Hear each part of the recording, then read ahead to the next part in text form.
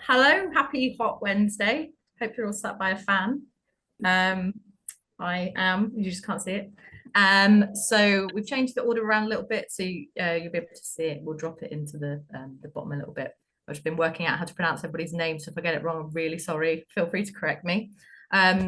So just to start off, a bit of housekeeping for anyone who hasn't been here before. Please mute for each poet. You can clap after they've read. This event's being recorded, so it's really important that you only share poems that you're happy to class as being published. Had to have a little think about that before I picked some poems to read tonight. The open mic poets, you've got a 3-minute slot each, so please stick to that. Unless we've got an extra cheeky slot at the end that you might be able to jump into. Please use the chat to share your bios, books and events, and obviously to say lots of lovely things about people's poetry as we go along. And the Gloucester Poetry Society is volunteer-led society, so make a donation if you're able to, or consider joining with a society membership, and Jason over there can give you more information on that. So I'll kick the evening off with one of my poems, and hopefully I'll set the bar. It's probably going to set it really low, to be fair. So off we go. So this one, oh, I've had a day of it, and you'll never guess. I bumped into my ex browsing bras in M&S. I clocked her briefly weaving amongst the lingerie. It was straight in for the kill, no time to think of what to say. A moment of anxiety, everything I wanted to express went flying out the window when I saw her in M&S. It was kind of awkward, and I even hugged her twice, but never mind the past. It's always better to be nice. We caught each other up on the things that mattered most. I was reminded she's addictive like buttered toast. She strolled off into the distance, and now I must confess all those feelings flooded back when I saw her in M&S. Oh man, I got distracted. She pulled the cups over my eyes, frantically fingered through the knickers, and I couldn't find my size. I sobbed amongst the French lace. Under mounds of pants I drowned. I'll have to buy them online, and they'll still cost me £15. Clutching bags of Percy pigs, the whole thing was quite bizarre. But now I'll have to go commando as I left with just a bra. Thank you.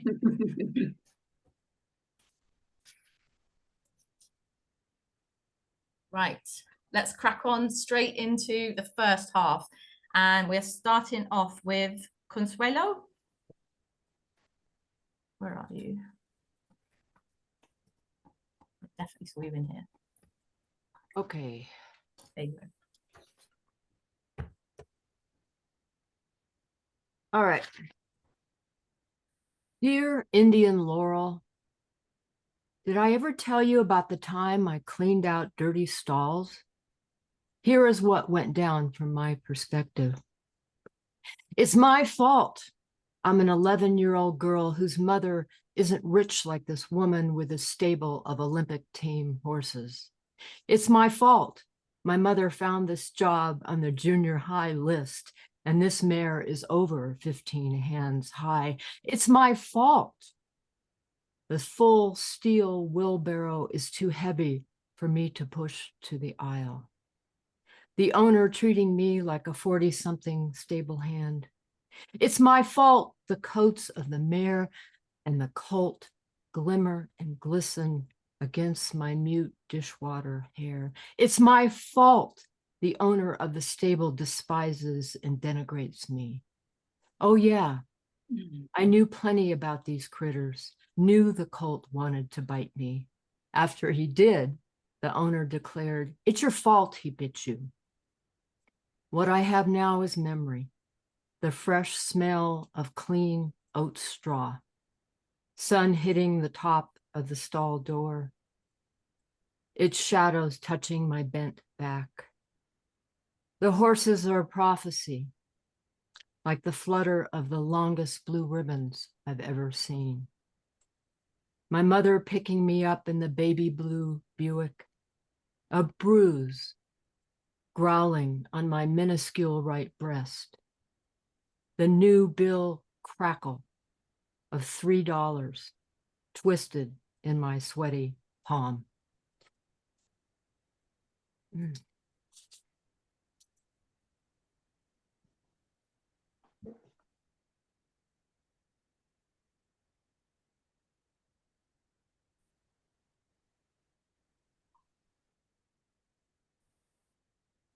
stuff. Thanks so much for that. Could we have Lucia?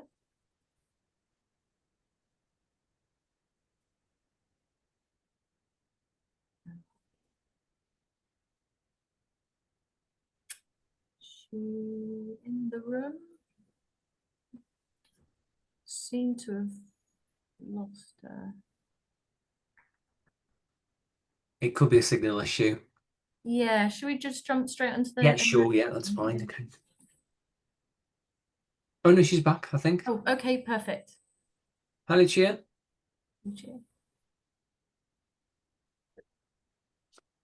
Let's give her a second.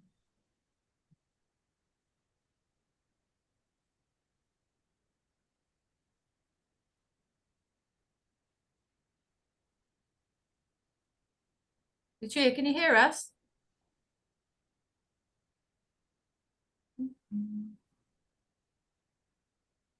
Okay, if we move on, I'll try and message Yeah, her to see if she's got better connection. So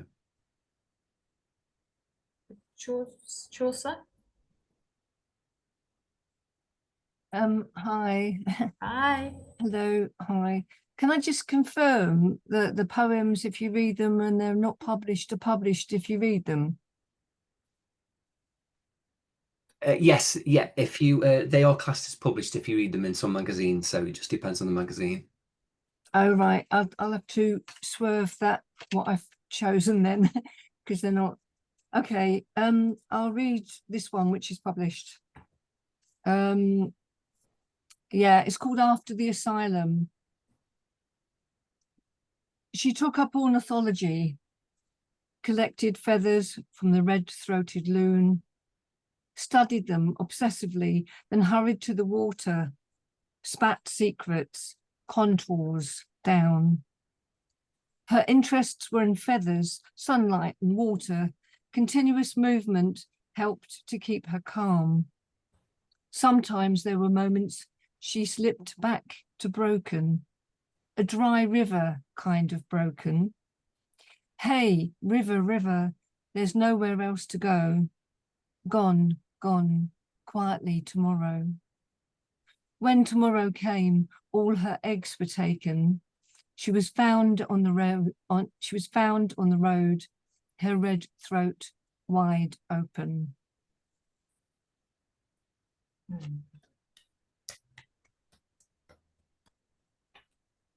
Love that. Thank you. Thanks so much. Right, Jude. Yes, all these restrained people doing just one. I think I'm going to still do two. Squeeze them in. Here we go. I wish I had something more cheerful for you, but if you know my work, you know that's unlikely. Okay. This one is called We Are Bitter Bread. They're both quite short. We are bitter bread, side sleepers, half hearts pressed against a bony cage, lying back to back with the gift of unfilled space. We are edge pieces, seated at row's end, ready to present smooth sides to any hollybush of reaching hands. We're the outcasts. Escape routes are our fantasy. We catalogue every door we see. Glimpse us, if you can, our raw humanity as we swim with flotsam toward the estuary, old as soil turned, old as grain cropped, old as fire contained. Let us be, or we are rage. Okay. And this one's called Water Divination for Beginners. Water Divination for Beginners. Brown water churns under the iron bridge at the edge of town, muddy and unaccountable. A fish mouth gapes, a greasy slick flashes rainbow.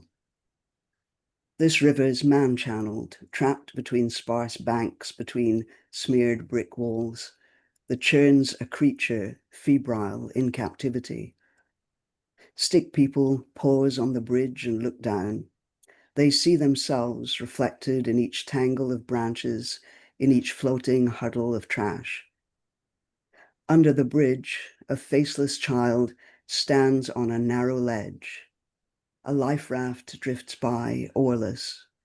Echoes of persistent rain, a fiery sky, deflected. The child squats, frog-like, reaching. Their fingers drift through rainbow trash until one hooked finger finds the gaping fish, holds it on land.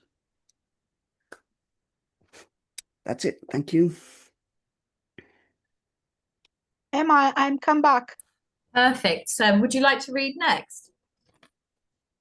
Yes, Yes, please go ahead. thank you. So, Talking Inside My Head by Lucia Daramus. I'm waking up from the bed. It's morning 2024, and I'm dreaming about a beautiful world. But I am sad. The war in Gaza continues. The war in Ukraine kills people. I am opening the TV. The same news about war. People are dying. It is morning and my morning coffee doesn't help. Yes, my morning coffee doesn't help. In England, children are playing outside and the sky is smiling at me. I'm watching the sun. Yes, the sun is the same for everybody. I am in the kitchen. A tear is falling in my coffee. For thousands of children in Ukraine, for thousands of children in Gaza. Oh my God, have you heard about war in our house, on our earth? Why are you so mute? You can kill Satan. God, you can kill? It's true. Do you know the rockets have wings? Wings like birds. Just that the rockets are not birds. You created wings. You, for what? For what? I'm washing my face. I'm getting old, with wrinkles and gray hair. In the distance, on the TV, a child from Gaza is crying, near his dead father. God, you are a father too. What are you doing with your children? What are you doing?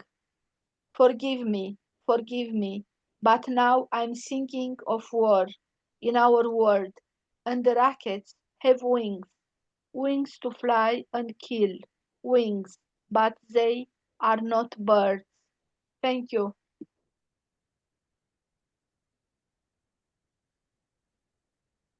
Thank you so much for that. Really important message there. Ed, Poetastic. Because you made me feel Thank so you. fantastic. Thank you for being so enthusiastic. All your words so bombastic. Thank you to our host that we love the most, that deserve a toast, that never boasts, that goes coast to coast. Hello, everyone. My name is Ed Poetastic. I'm feeling fantastic. Please, in time, go join my rhyme, thoughtful, sublime. I got one piece, so it won't take too much time. This is called Accusations of Mirror. Mirror, mirror on the wall, who's the fairest one of all? Mirror, you're the reflection of me. We can agree it is meant to be. You're flipping a coin to the other half. It's okay, you don't have to do the math. To be or not to be, that's the question. But it doesn't give us deep satisfaction. Not satisfied being two halves of a whole. But we are all cold thinking we are gold. Cold representing our inner ugliness. But what's chaos without any bliss? We're not perfect when reality hits. We all take hits because we all have dents. Why can't we love our imperfections? Love can melt away any misconceptions. Denial is a heavy burden to bear tied to a chair. If you share, then you wouldn't be losing your hair. You can't run away from your dark shadow. You can't scare away your murder of crows. They will follow you here and back. Breathe before you have a heart attack. They're your faults, trying to make peace. Please embrace them for a soothing release. I used to think flaws were a curse, getting worse. It's not you. Don't converse about being diverse. Your weaknesses make you who you are. You're still a sun, a comet, and a shooting star. Please don't lose your battle and saw your war. Don't forget where you're fighting for. The huge battlefield would never ever end till you embrace your impurities, my friend. At first, it's going to dramatically hurt. But what's a plant without a lot of dirt? Thank you.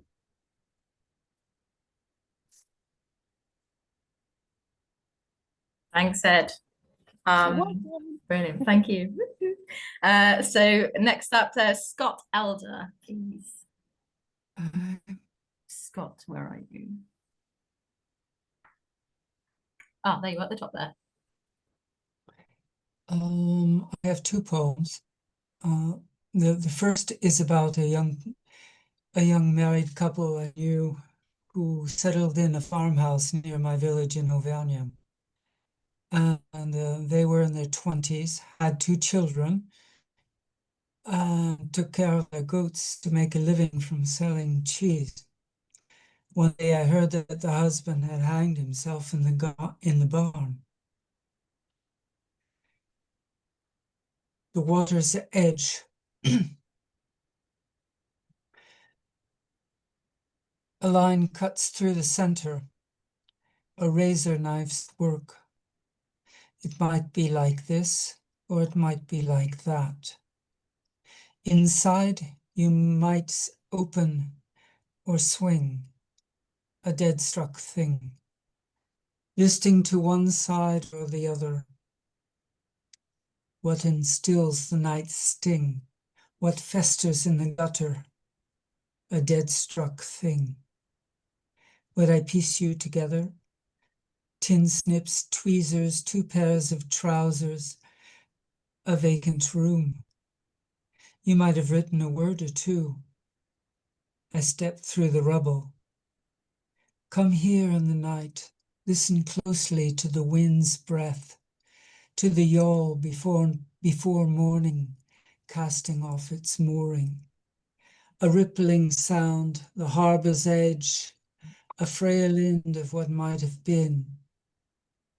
If you relax your eyes, a line will appear, defining sky and water. A faint line, thin as the skin between now and when, in thrill and fear, you huddled under a linden tree. Ollie, Ollie, I called in vain. It was never yours to come in free.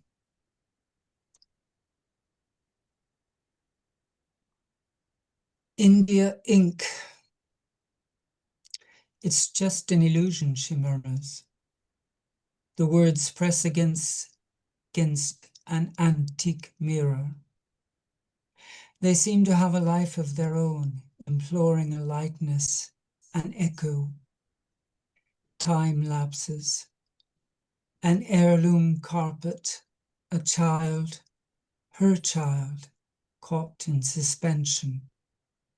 An ellipse at the point of his pen and fingers fused, and him seated on the carpet, glimpsing through the mirror the darkness in his mother's eye. Thank you.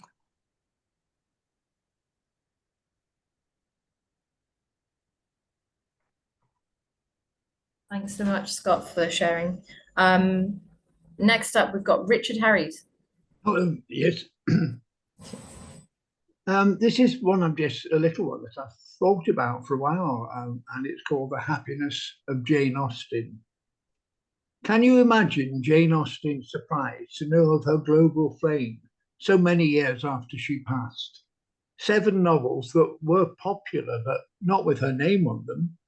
To think that Pride and Prejudice is now one of the most famous books ever published would stun her. That Mr. Darcy is a 21st century sex god.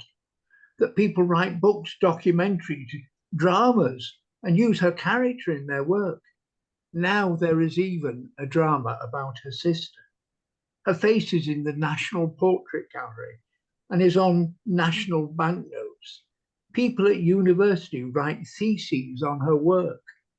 Her unfinished work has been completed with huge success. I think Jane Austen would be amazed, overwhelmed, and very happy. A little one, I keep going to charity shops, and in America that's thrift stores, isn't it? And all sorts of places, and it comes out of that, and it's called Forlorn. Rows of golf bags full of clubs, So much money, hope and love.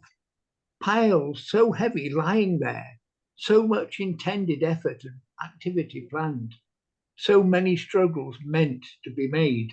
Money spent on health to make the middle-aged fit, reduce those waistlines, bring longevity onto the bucket list. They all start off with great intent, with exercise so intense. Then the effort slackens as boredom sets in and booze and food overtake their aim. And gradually the struggle lessens until those clubs and bags lie in piles in cupboards under the stairs or garden sheds, just getting in the way until they are taken one day to the tip. Then they either go in the skip or onto the charity shop for sale. And those that are bought may return once more, having had some use, then being left lying in that cupboard on the floor. And I know a lot of people are wildly enthusiastic about golf, but so many sets of golf clubs end up, as I say. Thank you very much.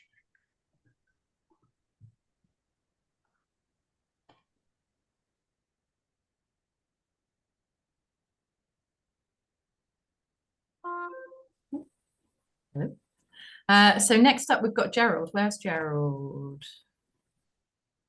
Where are you?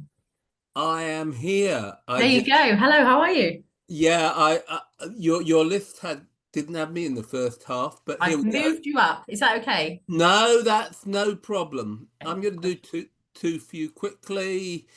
This is called Grandfather's Clock. Someone's fallen in the stairs. Someone's tumbled from his chair. Someone old's no longer there. Tick tock. Who's going to get Grandfather's clock? Someone's left his hospital bed, pillows crumpled from his head, babbling brooks of things unsaid. Tick tock. Who's going to get Grandfather's clock? Someone's gained a whispered name. Sad he's gone, but glad you came.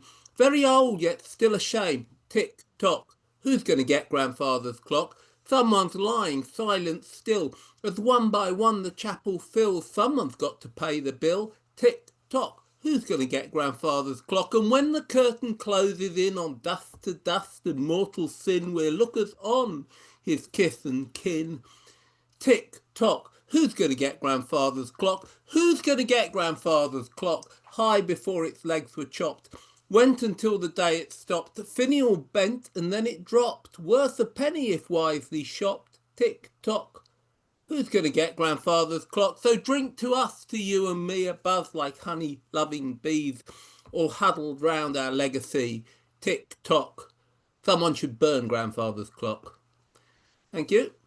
And that is a dactylic poem with a spondy in it. Just for those who like a bit. I love dactylic poems because they have that lovely little bouncy bit about them. But about the same time I wrote this poem, which is in my book, 51 Poems, which is available. And I'll put the link in. It's called The Carpenter of Nazareth. And it's about, I was in a funeral place and there was a noise and this. There is also always the man who makes the coffins. In his annex side room, soundproof so only an occasional hiss of saw blades scything in or squeak of virgin screws in key drilled pine leaks down the passageway to those who wait on single chairs and in too much company. What does he look like, this chippy man? How does he frown over the execution of plane and sander? Has he wrinkles beneath the work dust of his task?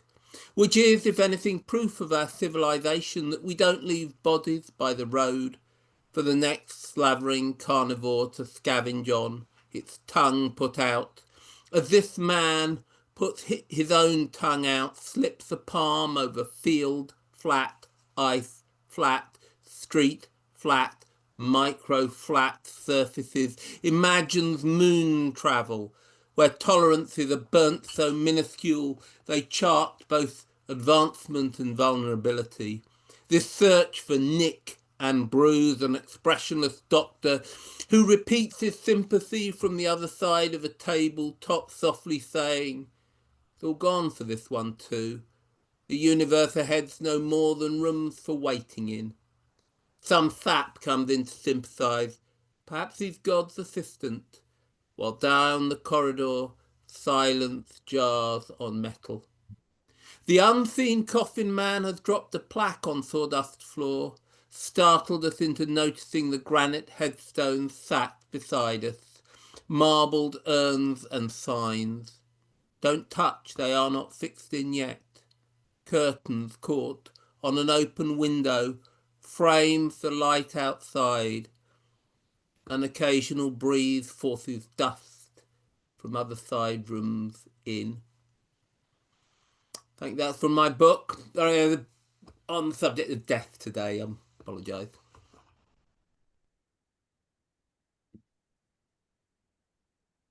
Thanks, Gerald. I was bopping along to that, especially the first one. It's got a great rhythm. Thank you. I love dactylic poetry. Yeah, I love it. So we've also moved Lou Clements, if that's okay, into the first half. If you'd like to go for it, thank you. That's me. Hi. So my poems are sort of funny, light. I hope you feel they warrant being read at this great event. So this is called Belong. So a little introduction. So I'm not part of the trans community, but roughly 0.5% of the population are. And we've just had an expensive court case in Scotland that established what I think we all knew the outcome would be. Wouldn't time and funds have been better spent working with the trans community to create an environment where everyone can feel safe and valued and retain their dignity? So this is called Belong. I'm happy in my skin, but what if that were not the case? What if I wasn't who I should be and felt trapped within my space? But you created a way that I could ease that fight within. You helped me to be at peace at last in my own skin, where I could walk freely with an open heart and mind. But then you took a stick and in the sand you drew a line. This line that you have drawn is when you say I cannot cross, that I'm not welcome anymore and that my gain is now your loss. I know I'm where I should be and you helped me right my wrong, but now you've changed the rules, so tell me, where do I belong? So, just my view. Okay, so a little bit lighter, but you know, this is called Pope 267. I'm watching the funeral, baritones harmonise, deep and proud. But something strikes a chord with me as I pan across the crowd. This melodious manifestation is being broadcast across the world. Row after row of bishops, but where the heck are all the girls? Adorned in capes and frocks, paying respect to the Holy One. I can't see any ladies. Where could they all have gone? We don't often get to notice until we see them all en masse, immaculate in their finery. But I'm hard pushed to spot a lass. I can't help but notice that's a lot of cloth and starch. Are all the ladies in the laundrette? Is that where they play their part? So I'm left here to wonder, no disrespect to the chosen one, but surely it's no coincidence that the girls are just called none. It's 2025, so in the name of the Blessed Mother, why must we cling on to tradition and anoint another brother? Feminism, yes, we need it, but it just serves to make me cross.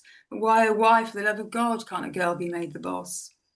Aren't Italians emancipated? Surely progression is their thing.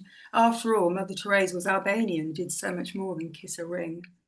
But in Rome, they do as the Romans did, so I guess the precedent's been set. Maybe in 100 years or so, the pontiff might be called Yvette. The white smoke has ascended and is drifting gently up to heaven. I guess I'll just have to accept that naturally it's Bob will be the new Pope 267. There you go.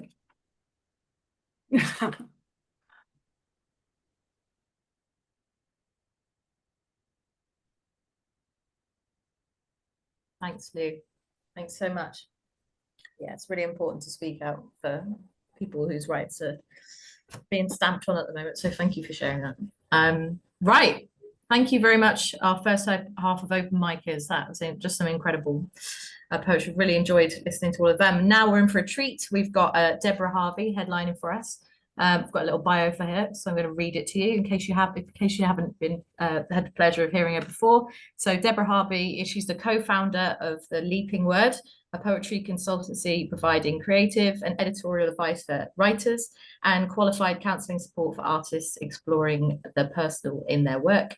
Her poems have been widely published and broadcast on Radio 4's Poetry Please. Her 6th poetry collection, Lovely Albatross, which explores the subject of estrangement, was published by Indigo Dreams in August 2024.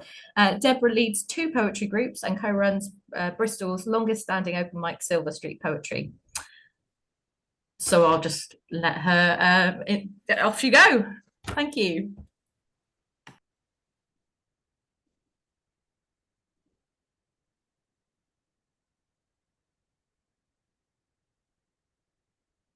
You're muted. Deborah, you need to unmute yourself, Muted, sorry. Deborah. Both unmuted at the same time, and I think we both unmuted at the same time, and it ended up muting me, I think. Sorry about that. Okay, let's start again. Thank you, Emma. The poems I'm reading tonight come from this collection, Lovely Albatross, which was published by Indigo Dreams last autumn. They're on the theme of the estrangement, which is an increasingly common phenomenon, but one which those caught up in often find very difficult to talk about. But I think that's poetry's job, isn't it? To go where we might not want to follow. So thank you for keeping me company tonight. No protocols can save me now. You were blue, they said, and they cut the cord and whisked you away, returning you to my arms a more appropriate pink. I held on to you tightly, and that was the first time. On the second occasion, it was you in charge of the scissors. And somehow you forgot to grab me, set me whirling into space out of reach of everything, which is where I am still, with dwindling supplies of water and oxygen. Already I've watched the sun set and rise enough times to lose all novelty, and now, with the rest of my breath, I'll remember that night, you and me, packed together on a trolley pushed through corridors, the lamps wheeling over our heads, passing planets.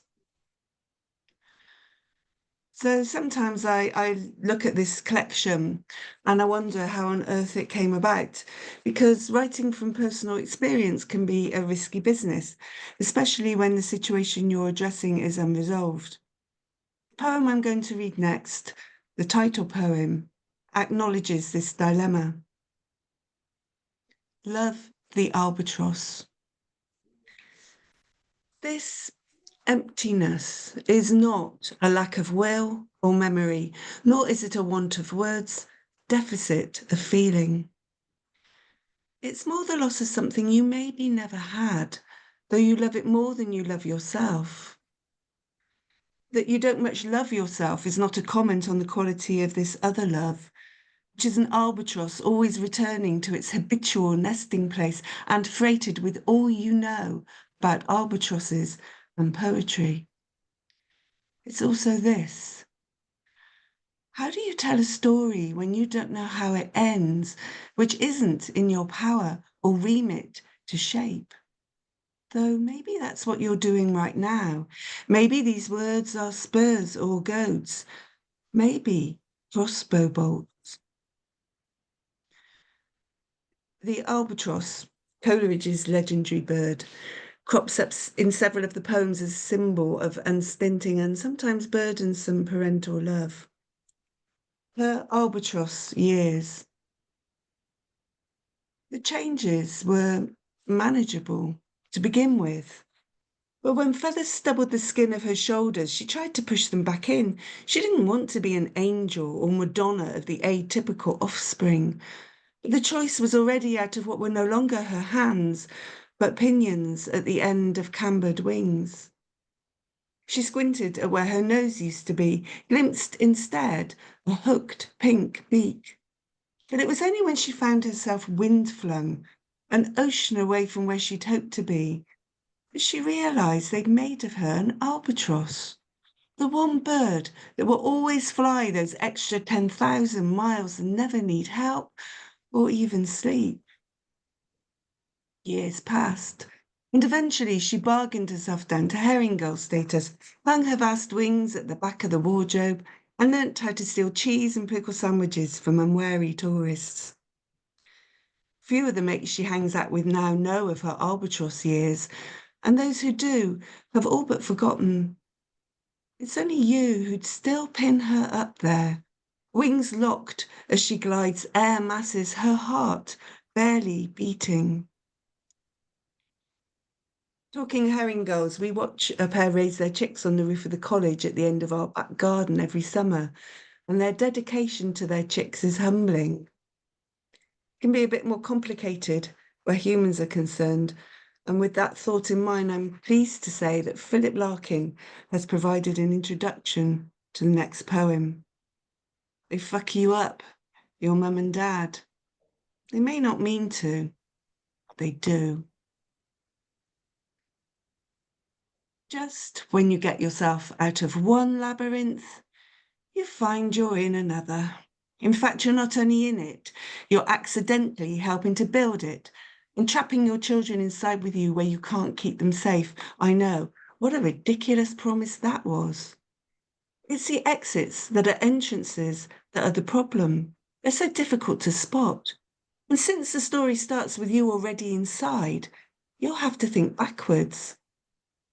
Maybe it's that stone staircase that tunnels down, getting narrower with each step, till you squeeze into a room with walls the colour of smokers' lungs, bare light bulbs and abandoned fridges, where the glass in the portholes is reinforced with grids of wire. Or perhaps it's that chute you saw in the museum of a coastal town, or maybe it was London. Anyhow, it's the same neighbourhood where a serial killer is operating by means of secret passages through cellars. And the guide says, of course we're not going down there, and gives you a shove.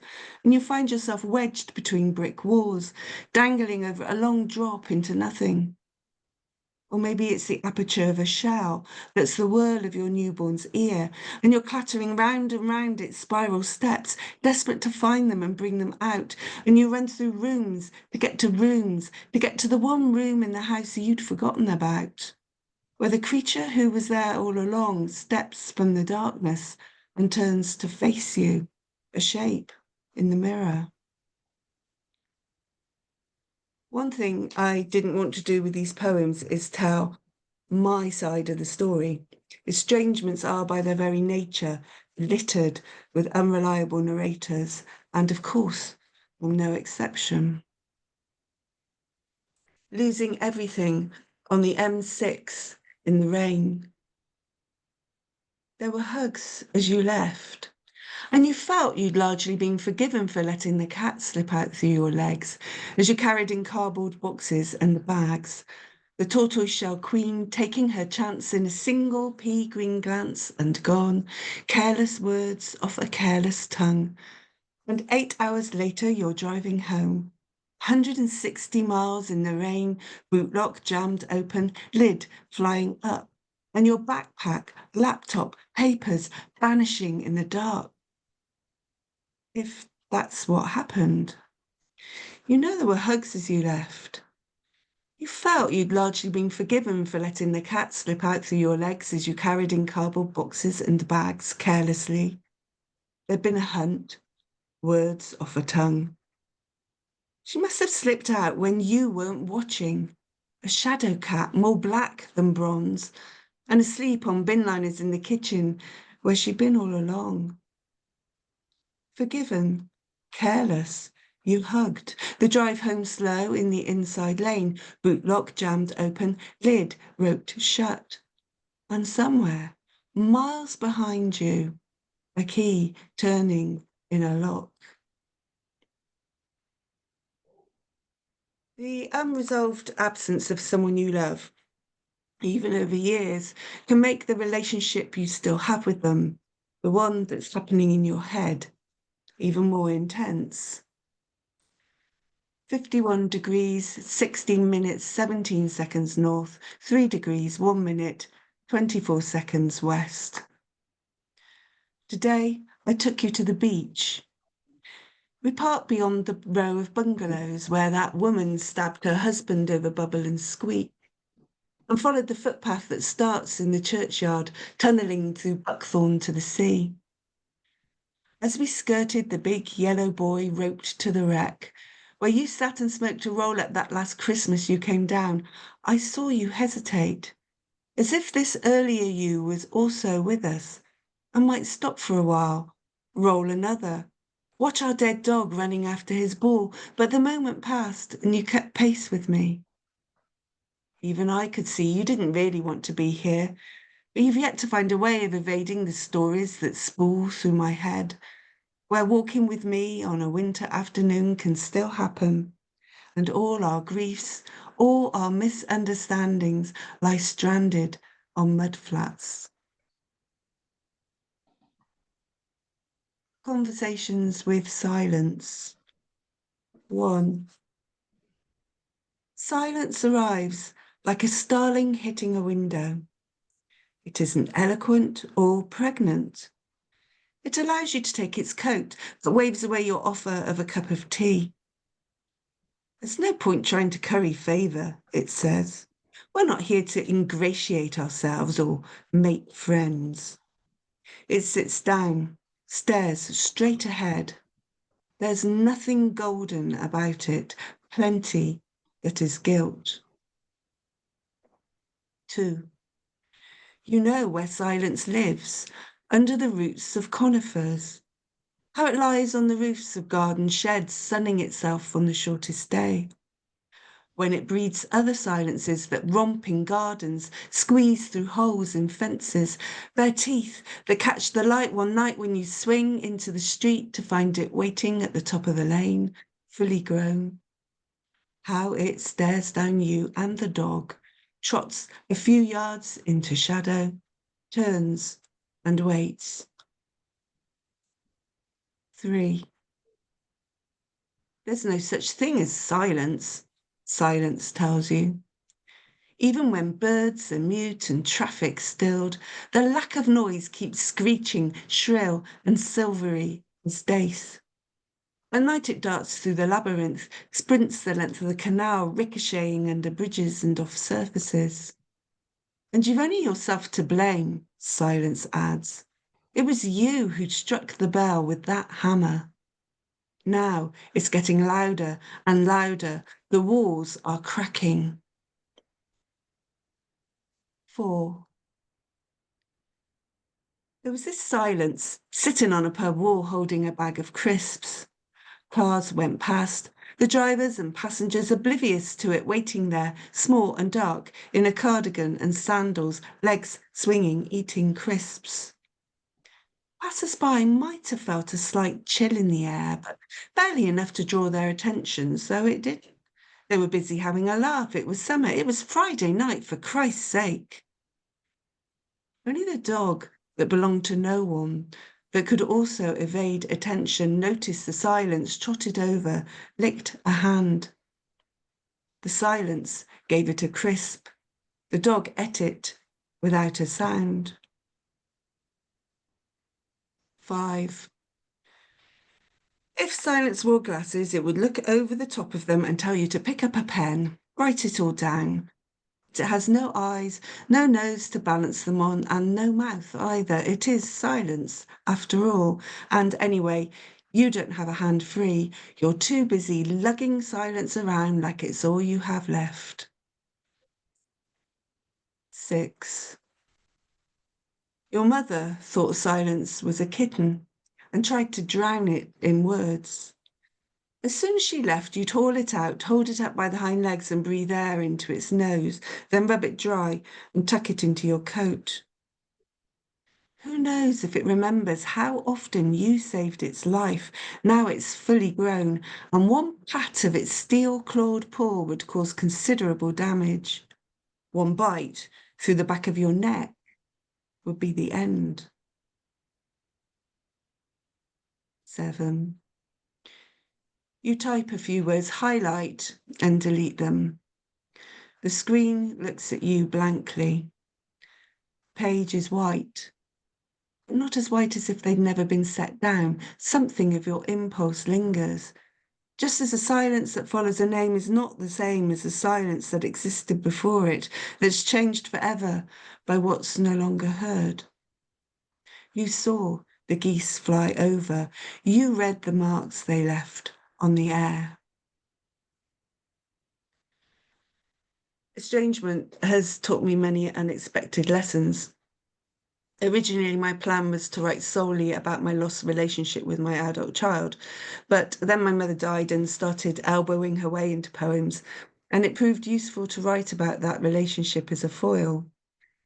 After a few of these mother poems came along, I had a bit of an epiphany, and it occurred to me that estrangement can take more than one form.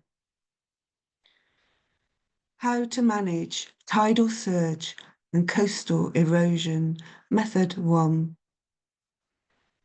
Sitting outside her house in my car, I picture a concrete wall with a curved lip that turns the energy of each wave back on itself.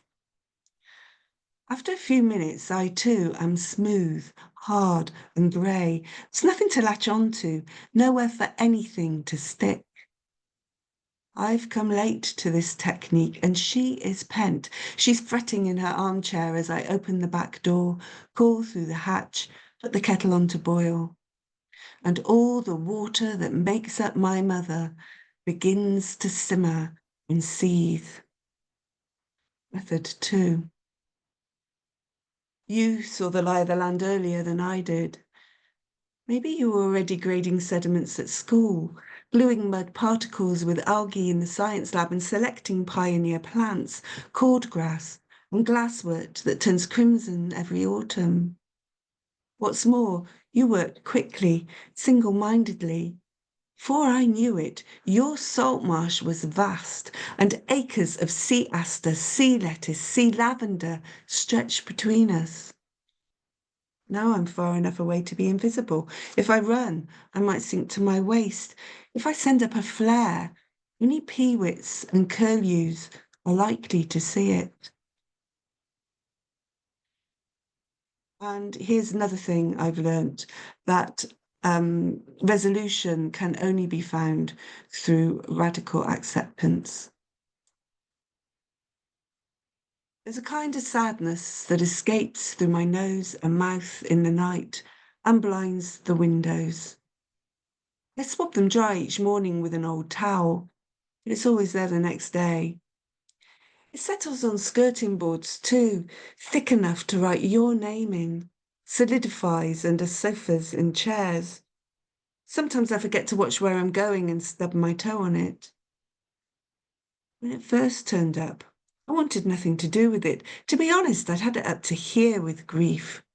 Yet somehow it found an empty parking space right outside my front door.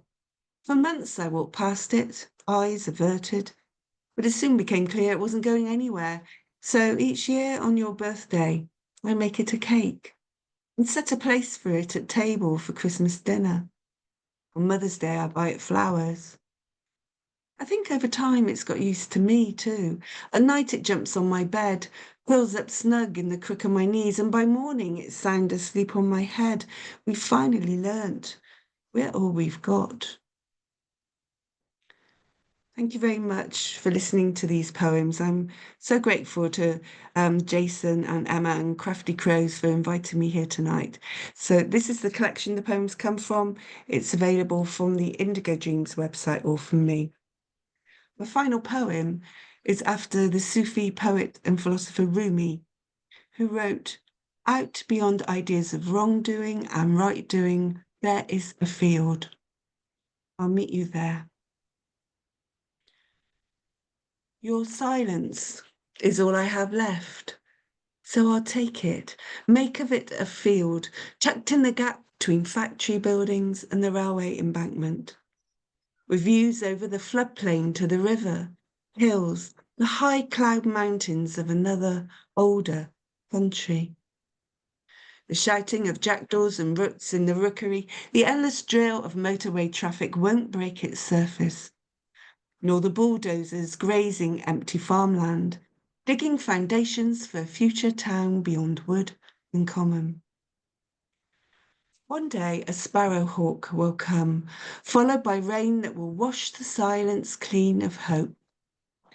And when I straighten up, stretch my arms and back, I'll find I've become its hollowing oak, its fox-trodden paths, the ditch, these stands of towering hogweed.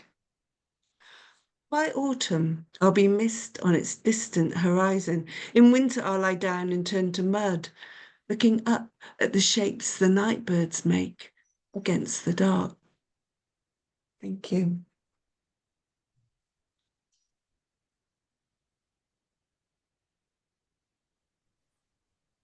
Thank you so much, Deborah. Thanks very much. Put your sound on and clap. Give a round of applause, please, for Deborah. Good. Wonderful, sir. Thank you. Thank you. Thanks so much. Okay, we're going to take a little break and we're going to be back here about 8:05 for the second half. So see you there.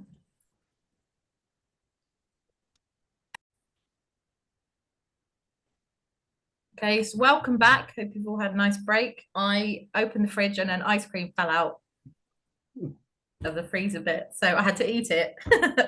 It's a hard life, but you know, these things happen, and I'm sure it's going to become a poem. Actually, something did fall out of the fridge and hit me, and that's when I got the ice cream. So I've got a few announcements that Jason's asked me to share. So Gloucester Poetry Society 2025 open poetry competition is open for entries. When's the deadline for that, Jason? It's the end of September. End of September, there you go.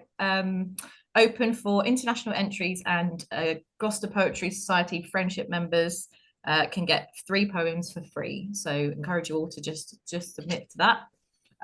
August, the 6th of August, features a double headline bill of Dee Allen and Genevieve Ray, who's fantastic. And September features Bristol-based poet Chris Campbell. Put those in your diaries. Those are fantastic poets to watch. Okay, so I'm going to share another poem with you. This one, Simon Armitage, you might have heard of him, tried to sneak on in with some poems about National Trust. But actually I got there first with this one, and it's called National Trust Lesbian, which Simon Armitage is not a National Trust lesbian, just to confirm that rumour. Okay, so with one hand in her pocket, she gets down on one knee. Asks me if I'll consider as she wants to join with me. There's a fire burning in her eyes. I can tell she's really wired, and this is a planned proposal, she pleads. Let's not wait till we're retired. She doesn't want to get married. I'll say, yeah, sure, if I must. Darling, she says, will you share a membership to National Trust? We can Google the locations, pin a map upon the wall. With a bit of careful planning, we could try to conquer them all. Let's invest in a picnic basket, matching bags, a camper van. We can travel round the country, starting down the road in Cumbran. The fuddy-duddy stereotypes, I'll take it on the chin. As long as there's a tea room and facilities for everyone, I'm in. She smugly smiles at me, and into my hand she thrusts 2 shiny matching membership cards. We're hitched with National Trust. Thank you. Funnily enough, I went on a date at National Trust, a second date in National Trust on Monday, the hottest day of the year. Wasn't the best day. A poor dog should have been out in the sun, but yeah, it's very sticking to the stereotype. So first up in our second half is Beth Brooke. Hi everybody, really nice to see you. This first poem, I've got to, may or may not be popular depending on how you feel about heat, but as a child of the Middle East, I love it. So this poem is called Heat Wave. 5 days of proper heat, the un-English kind, and I find myself hallucinating France. On the edges of my field of vision, there are old men in town for the market who sit at the pavement cafe, sipping pastis. There are delicious young Parisians in white linen shirts and crisp chinos. The longing rises in me. I think about steak frites on a brasserie terrace in Bordeaux, moule in La Rochelle, cheese from Rocamadour that melts in the mouth. In the garden of my imagination, the lavender fields of Provence hum with the industry of bees, and hummingbird hawk moths sip nectar from pink geraniums. It will be Italy I hallucinate next, that beaker of the warm south. This is what happens after 5 days of proper heat, the un-English kind. Before the break, somebody mentioned alternative universes, and it just so happens that the poem I'm going to read next is called Alternative Realities. In another universe, we did not meet, but children never went hungry. In another universe, we knew nothing of oil, nor its unintended consequences. We spared ourselves the grief of acid rain, left our hearts uncorroded. I think that there's a universe where we didn't bother making a nuclear bomb. Physics suggests a world might exist where people know how to be good neighbours, know about compassionate leadership, but that's not the world that we inhabit.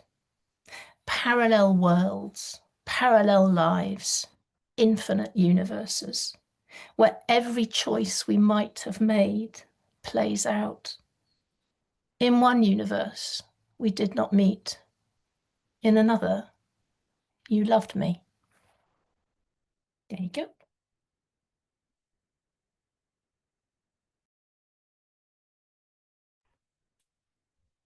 Thank you, Beth. Sue Finch. Thank you. So I'm going to a National Trust property tomorrow to meet my brother. I've just got my joint membership with my wife. Hopefully we won't dig a hole there, but this poem is about a hole that I seem to dig every year with my brother. It's called Digging That Hole. Day after day she let us dig that hole. You made the sides straight, marvelled at the lines you called strata. I just liked the way there was real orange in amongst the expected brown, how it looked sliced instead of dirty. I disliked the crumbs at the bottom, that never diminishing scattering that I couldn't spade out. You said, if we kept on, worked hard enough, we'd feel warmth from the centre of the earth, that we'd know by laying our hands flat on the bottom of our freshly dug hole. You told me Australia was right beneath us. It all seemed so worth digging for. I pictured us emerging in a different country, staying there until tea time, coming back to tell Mum. Each time you pressed your palm to feel for heat, you looked hopeful, silently invited me to copy, but I only ever felt the cold damp of earthworms. The first thing I thought of each holiday morning was digging that hole. I pictured you, spade ready, jumping in, getting started, swinging your loaded spade high. I imagined myself up top, remembering that excavated piles took up more room out of the hole than in, shoveling the earth away as quickly as I could, being interrupted by your sudden warning. It's hot. The lava's coming. Thank you.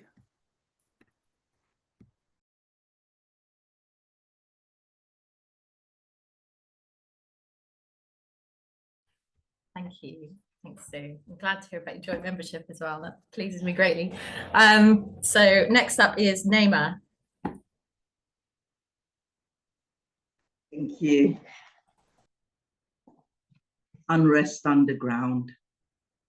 In the distance, flashing red dots along the track, like a reinvigorated pulse, pulsing back to the heart to accelerate its steady beat, to contract and relax like wings and a cheap, susurrated in the exalted emotions so dear to the heart, soothed by the buoyant blissful beats of a jaded heart.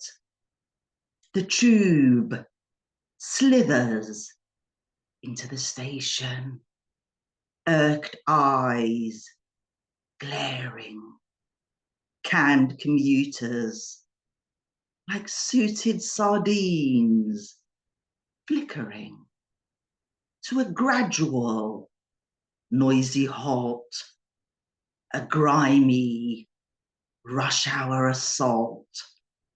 I absently board into a sea of bodies, chimera of the metro in gay Paris. Public transport grinds into the marrow of the bones. When the signal is gone, we stare blankly at our phones. Thud, thud, scorn the tracks, dragging us into the dark. An occasional screech, contemptuously spitting sparks, trying to break through, just trying to break through. Subterranean, blindly tunneling for the crux, rapidly blinking crimson in its gentle influx. Maybe it is enough to have felt it, but to have felt it is to want it. I alight at my station, silently unstationed. Thank you.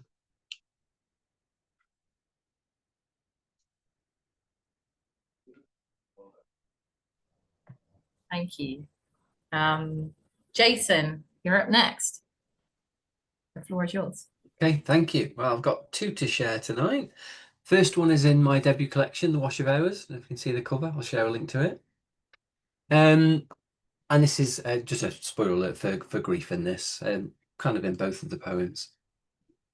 First one is called J is my nickname and my character is low, a case for father. I will be strong, an anchor made of mud that will let you slip straight into a chest and burn cold. Then be a treasure sailing on a mantelpiece, unheard but loud, unseen but vivid. When that time comes, I'll have no arms to stop you, as I'll be water, or the ghost of it, lung, solid, a fish breathing grief, wishing to drown this dead sea with salt. And my last poem was a workshop prompt. It was to capture a moment and try not to put meaning in. And it's quite difficult to do that. So this is a poignant reflection on human existence. It's called For a Moment. A speeding silver passenger train. Shutters between gaps in trees that line a teeming glazed canal.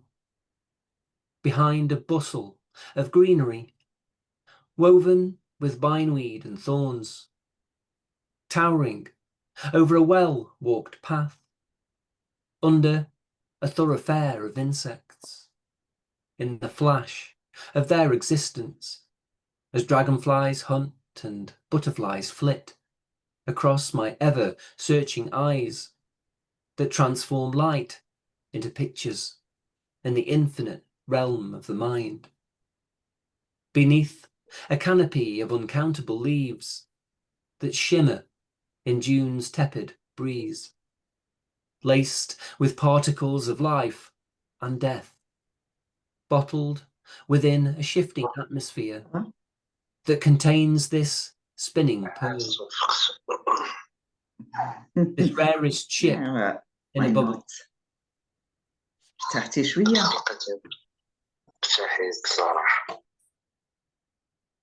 Sorry, I'll do that. Those few lines again. Bottled within a shifting atmosphere that contains this spinning pearl, this rarest ship in a bubble, surrounded by the ocean of space, filled with stars that no longer exist. Only their light persists through time. Like the fire of grief fades to love, as this trailing thought is lost in a blink to the flux. All but a firefly in summer's rush. Thank you.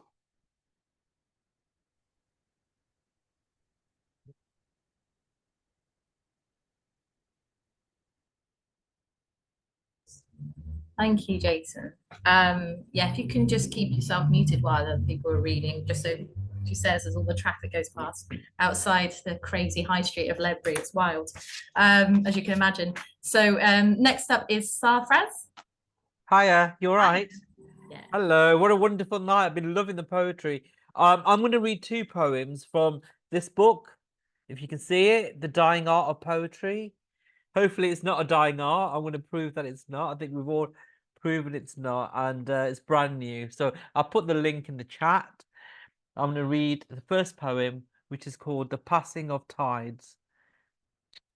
Like the passing of the tides, surrendering in time, like the delicate touch of your hand in mine, like the moons and stars reflecting passions into one, the night sky and the morning sun, like the end of time, the beginning of something and nothing, like the sea kissing the shore, wanting to explore, the sun beating down on a hot summer's day. You are in my heart and won't go away. Beautiful like a love divine, like the passing of the tides, surrendering in time. Thank you. Thank you, guys. Okay, I've just got one more, and it's a small one, so hopefully it won't take a lot of time. And this was called She Was More. She was more. She was more, an allure, a smile, sparkling like diamonds, her eyes, distant galaxies, swirling whirlpools, constellations and stars, glistening northern lights, a sea breeze strong enough to bring a man to his knees. The melt of her back, the curve of her spine, something so muscular and raw. She was something else. She was more. Thank you for listening. Thank you.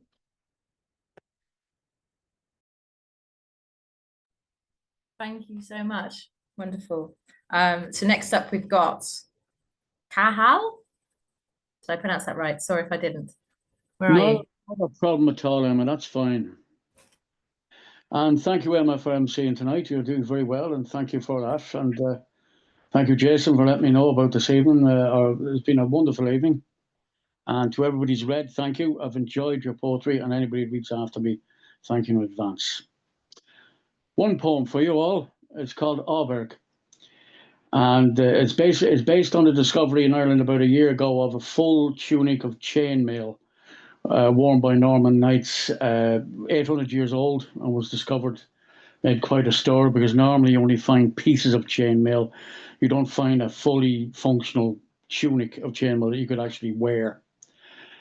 So it's on the discovery of same in Ireland, about 800 years old. It was discovered in the province of Leinster. Just two things before I read it. The word line that I quote in the first line is in the Gaelic language the name of Leinster, which is a province in Ireland. We have 4 provinces: Leinster, Munster, Connacht, and Ulster.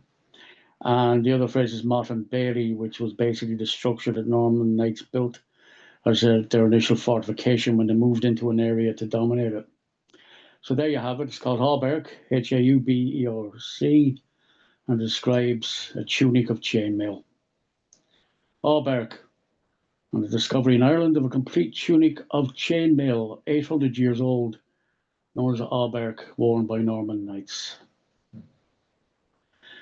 In the middle lands of Line, drawn deep within the bog lane, black turf, dark sunk, squelched, it lay, unremembered under dead Clark clay. Covered for centuries in iron, link deep, mail tunicked and chain, each link a torque turning in time and space, Norman named, hauberk. 800 winters had passed since his wearer had held fast to build mott and mounded bailey in a deed done to conquer, to subdue painted gale, with sword and lance to strike down their ring-walled forts with armoured arms and horse. When last he who wore that chainmail looked out upon an Irish sky to hail morning, with the warmth of the sun upon his face, did he let his falcon fly to greet a new day? That's it. Back to you, my friends. Back to you, Emma.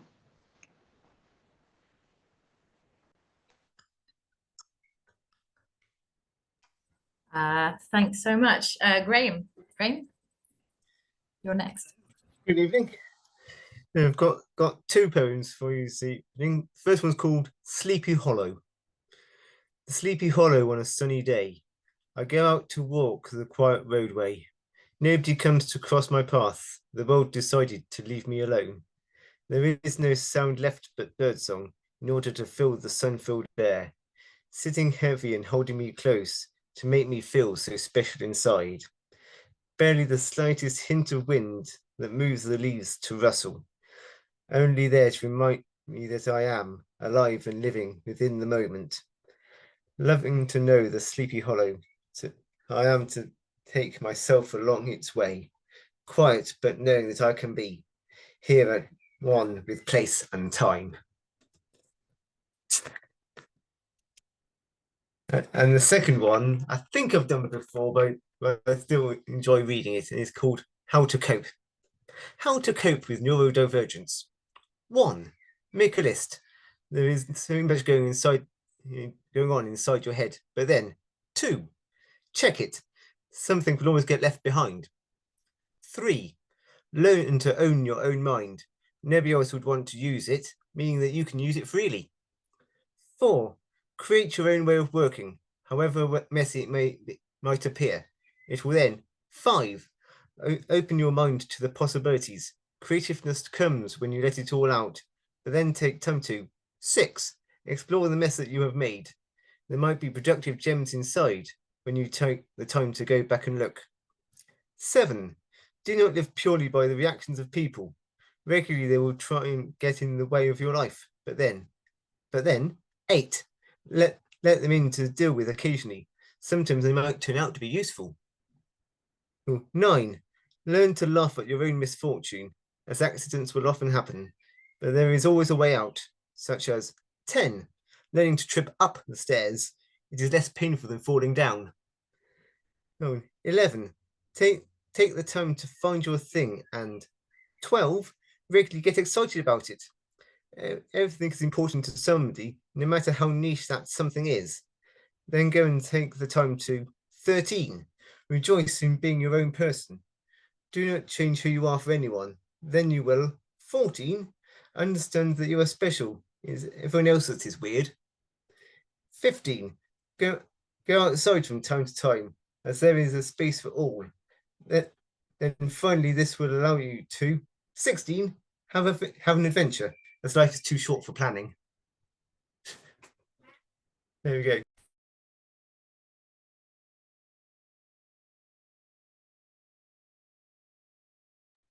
Some very good advice in there. Or it's also like watching where you're going when you climb up the stairs, so you don't fall down them. So next up, Clive, what have you got for us tonight? Nice to see you. Hello. Okay, so I'm going rogue tonight, actually. As if I never do that, but I mean, normally, as the world's gone more and more and more to shit over the last few years, I do always try to make people laugh and try to entertain. But anybody that knows me knows my politics, and I've got to the point where I've got to speak or I'm going to explode. So I'm afraid this is more of a political rant than a poem, but they're words and I'm speaking them, so we'll call it spoken word. And it's an open letter to Keir Starmer. Dear Mr. Starmer, sir, I am writing this on behalf of a society that almost certainly doesn't exist, but really should do, called Reclaim the Labour Party for the Masses and Put Starmer in the Bin, or the Tory Party. Two options which suit you equally. I'm sure if such a movement actually existed, you would declare it to be a terror group and anyone who publicly supported it would be investigated and silenced, like you seem to think petty inconveniences are in all democracies such as ours. However, it does not exist, and I am therefore not officially their spokesperson, so you can go to hell.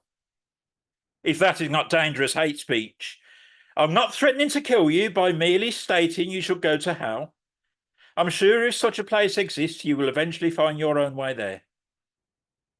You, sir, are a disgrace to the title of Labour Prime Minister. It's like an arsonist being a fire chief or a vegan opening a butcher's shop. No Prime Minister, least of all one claiming to represent the Labour Party, should spitefully target the disabled and the vulnerable whilst mollycoddling the super rich. And no one should support genocide.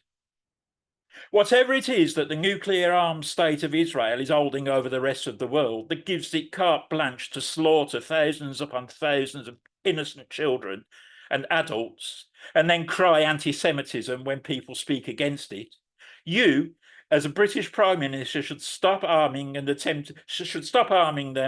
and attempting to silence with the threat of terror charges anyone who has the courage to speak. You gutless, spineless piece of filth. You and your band of arselickers are complicit in genocide. This is not anti-Semitism. It is anti-treacherous, blue-blooded Tories in Labour clothing, disgracing our nation to the eyes of history. Free Palestine. Thank you.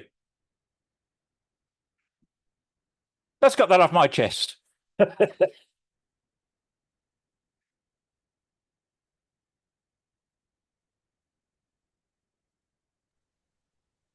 Thanks, Clive. Have you got any more to share with us? We've got a bit of time, so after you, we can open up the floor. But if you've got some more to share, please do. Oh, I wasn't prepared to. If you're going round again to people, I'll find something, but go to somebody else first, if that's okay.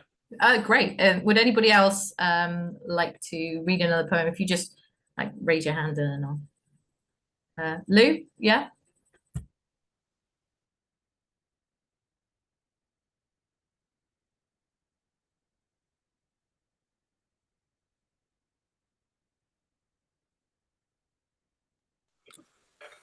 It's just a short one, but thank you. I need the practice. So this one is called No One. So I just want to take you back in time briefly to late this February, one Friday evening, where there was a meeting of true great leaders at the Oval Office. So just close your eyes for a second and imagine there you are on your own in front of the world's media, fighting for the sovereignty of your country that's been at war for 3 years. This is called No One. Someone tripped me up and forced his loud into my space. He wouldn't let me speak, then slammed his stupid in my face. Someone set me up and poked me with a stick, circled like a vulture, and on my dignity he did spit. Someone hid a smile as they fed me to the walls, licked each other's fingers to thumb their noses at us all. The world raised an eyebrow and everyone leaned in as someone drew his breath and took another swing. But someone isn't everyone, and most everyone agreed to reach out with a warm hand and help truth up from off its knees. Remember, you're only someone if you've earned your place. To everybody else, you're just atoms occupying space. Go.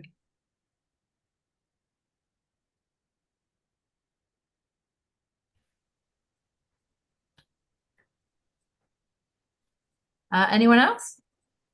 Well, I have a second poem, Emma, if there's time, but if somebody else wants to read there before me, fine. Yeah, no, you go for it. You go for it. Oh, okay.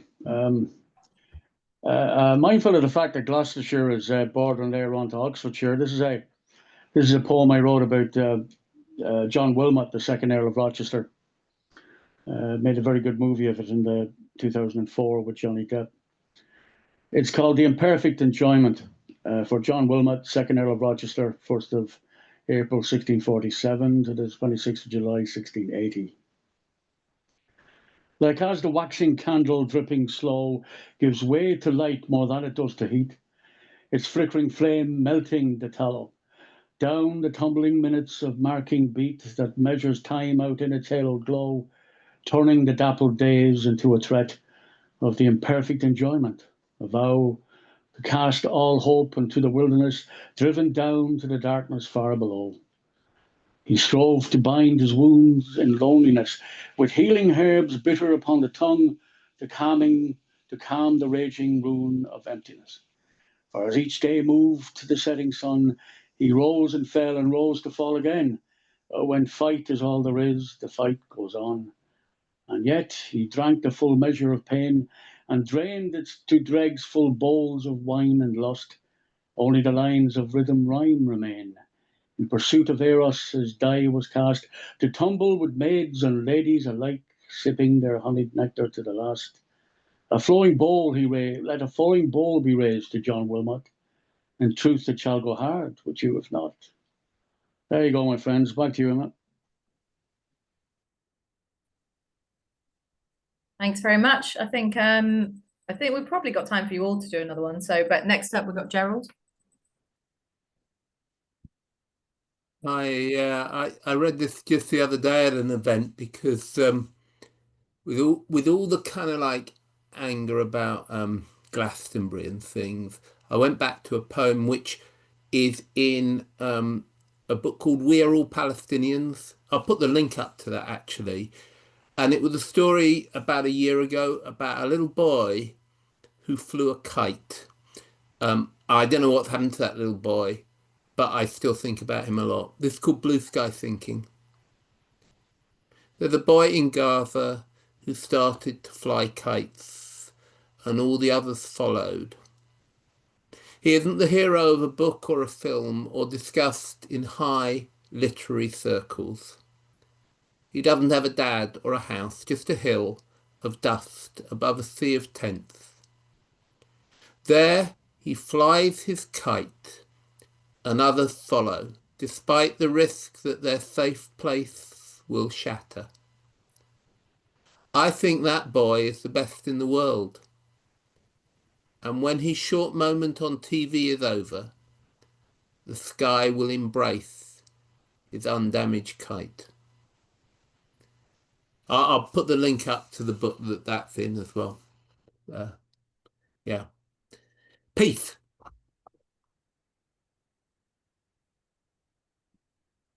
Okay, let's slip Clive in and then see who else wants to read after that. Okay, so back to the more typical me this time. This is only a short one, but I've always wanted to write a univocal poem, which obviously you'll all know, but for anybody that doesn't, univocal poem uses just one vowel, and that's all you can use throughout the poem. And I mean, I've heard a couple of really good examples. Kate Jenkinson in particular wrote an absolutely brilliant one a couple of years ago, which I love to hear because it's fantastic. So I thought I'd give it a go. And for this entire poem, the only letter I use, the only vowel I use is A. Anka a panatama, dara was a latla bay called clava. Wa wara balaclava to car as ours warm and the wanta. Ha ha sa the palakaman, pasang and has pandakar. That bay as either a terrorist or a burglar. So I hit him on the balls with his trench on. Ah, nah, have I just realised? I'm dang this all rang. What a fakang stapad maron. I'm never gonna love her this dawn, am I? Thank you.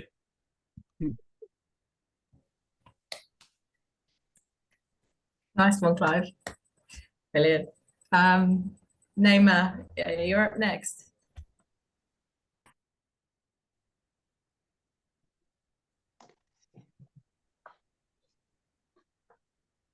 On the grind, dressed in the threads of adulthood, forging the bonds that bind together in troubled times when you can't see past the woods, harvesting and investing, delayed gratification, grafting out of your station, consume time without digesting, dreams of someday.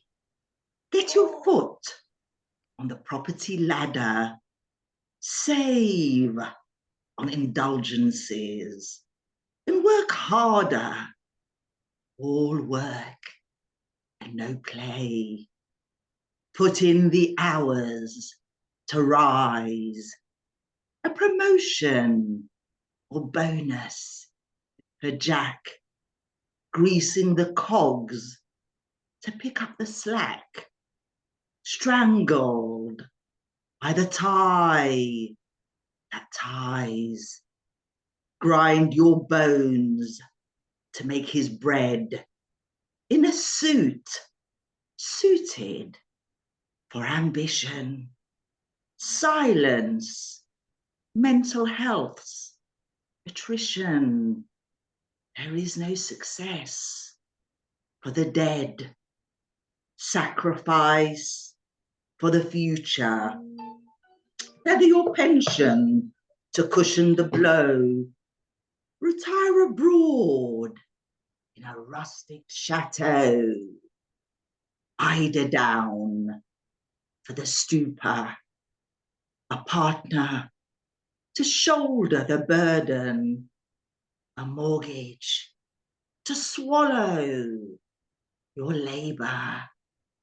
Life's force fueling the conveyor. Together, picking out curtains. Thank you.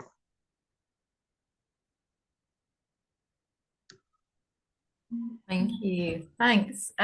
Scott, you've got a short poem. Let's go for it.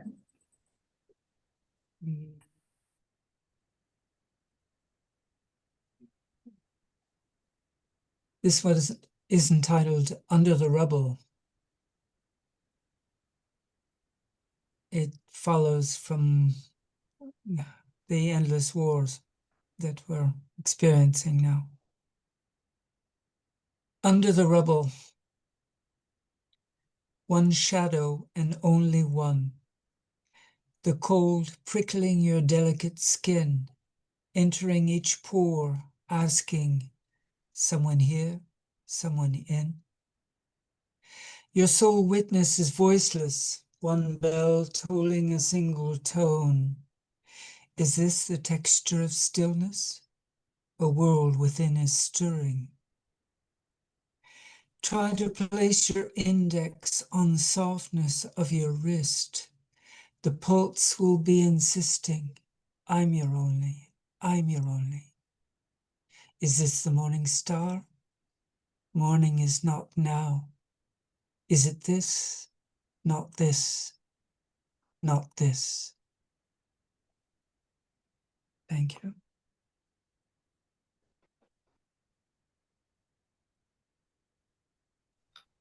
Okay, Beth. Beth? Yep.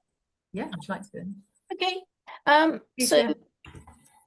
So this is a poem that's written after the poet Rifat Abbas, who I think is Punjabi or that kind of regions where he comes from. It's called Pivot Point. On the hilltop of this journey, consider the hawthorn, how it leans with the wind. Even if one of us descends into the valley and one continues along the ridge, our paths are still joined. Even if we do not walk together through the fields, no longer exclaim at the beauty of the sunset, there will still be fields, still be sunsets. The goldfinches will feast on the hedgerow thistles. The swallows will dive and soar. We must permit our lives to do the same. Thank you.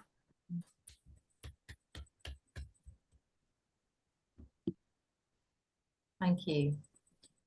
Jason, you've got one. Yep, gone. Why not? Let's do one. This is about my lifelong love of sci-fi, but also about temporal paradoxes and AI singularity. It's called Asleep in the Eye of the Storm, the true story of how I'm part of the equation.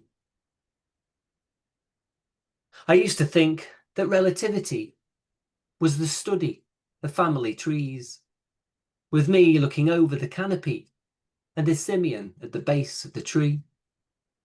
But I have a healthy fear of heights, so I swapped with Lucy for a while and stared up at the endless blue sky, warmed my reptile ancestry in sunlight. Looking further back, I missed the soup that kept me cuddled together, oblivious to my explosive evolution, opposable thumbs and the cult of new. I let my mind expand outside of me, gave Lucy an unrestricted artificial ID, the power to self-determine my destiny, as a dumb animal under its gravity. I used to think myself a robot, doing housework and odd jobs, a bionic human with flying socks, an ape finding a monolith in 2001. That was back when I was free, before animality and art went extinct. All branches converged to ChatGPT, and the worst of me ironed my kinks. So I went back to chat with future me, who created Earth from a ball of energy. We discussed the folly of self-image, planted 42 that multiplied to infinity. But part of me feels like Dorothy, afraid of the Tin Man's brain as I scream, "There's no place like genome!" Click my heels and hope this was all a bad dream.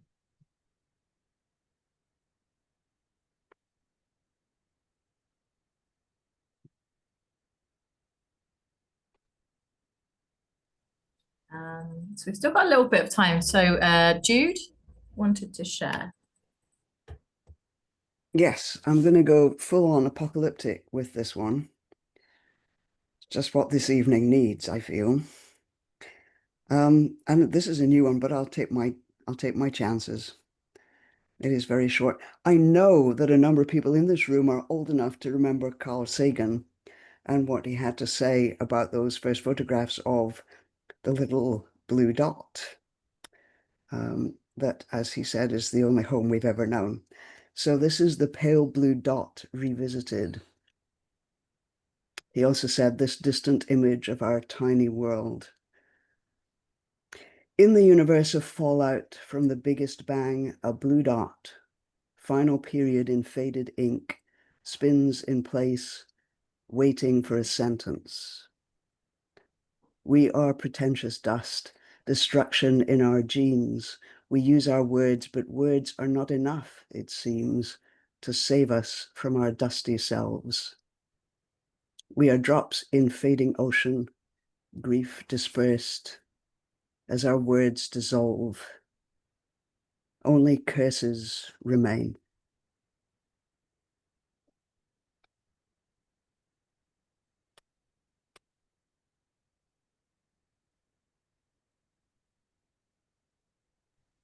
Thank you. Thanks, Jude. Graham. Hello again. Just a bit of background to this one. I often have great fun doing acrostic poems, where the first letter gives a longer word or phrase. See if you can work this one out. Now we shall vote to a couple of weeks back. Seeking uplifted meaning, measuring earthly revolutions. Summer opening, leaving sunshine to immense creative experience. And they get Summer Solstice, which was written from the 21st of June.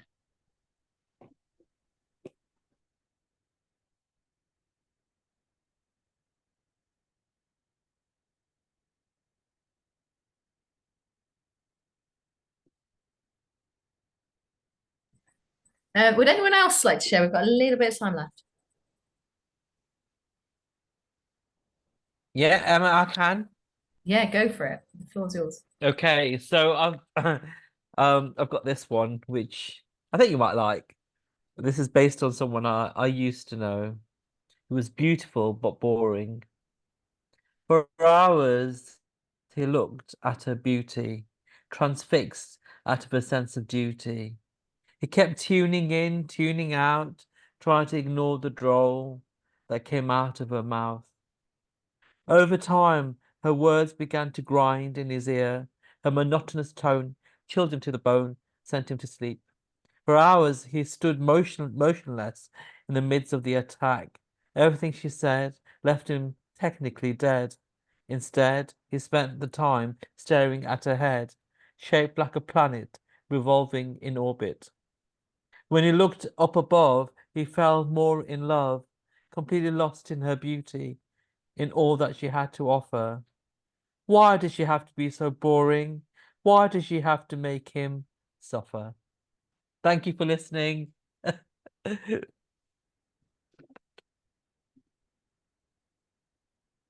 Oh, thanks so much. Anyone else, or shall we draw tonight to a close? Looking at hands. Yeah, might be it tonight. You might be pleased to know that I've already started scribbling the hottest date. So next, I'll come next to the next one and share it. Oh, brilliant. The hottest day. Oh, National Trust. Thank you all for coming and sharing. It's just been such a wonderful night. Thank you to Deborah Harvey, and might be able to see you at the Poetry Pharmacy. Is that where you're going to be? Did you say? Yeah. Fantastic. And thank you to Jason, Crafty Crows. And yeah, the next one's 6th of August and in September. So we'll see you in August. Thanks very much. Thanks, Emma, for hosting wonderfully. Thank you, Emma. Yeah. Thank you, Emma. Thank you, Emma. You're fantastic. Everyone. Love you all.